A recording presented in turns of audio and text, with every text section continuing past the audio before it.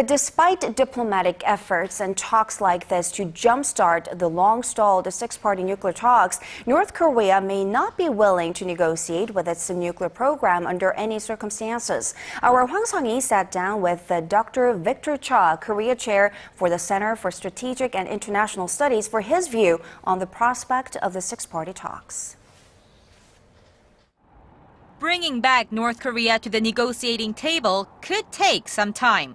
In an interview with Arirang News on Tuesday, Victor Cha, Korea Chair for the Center for Strategic and International Studies, said the United States has shown some flexibility, but that its offer remains unanswered. But I think what the United States is saying is that, look, if you show you're willing to stop testing and allow inspectors back in, then the U.S. is willing to come back to negotiations. It's a sign of flexibility on the part of the United States to keep the negotiations alive. But the North Koreans don't seem to be interested in that right now. While some view the so-called six-party talks as an old formula, the visiting expert said the multilateral framework is still a valid way to denuclearize Pyongyang. The six-party talks involving the two Koreas, the United States, China, Japan, and Russia, broke down in December 2008. The U.S.-North Korea bilateral is important because North Korea wants to talk to the United States.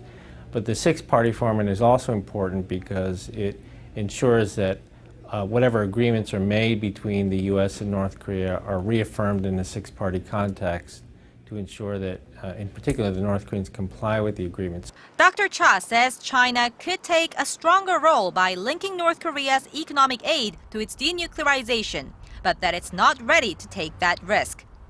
If they cut off things too severely, they could collapse the regime. And right now, at least their calculation is that that is not worth the risk, even though it means a slowly developing nuclear program. And the remaining five parties have problems of their own. For instance, South Korea and Japan are at odds over historical issues. Dr. Cha says the friction will affect the ability to coordinate effectively on North Korea, which is why the two neighbors both need to take action. I certainly think that Japan should issue an apology for the comfort women.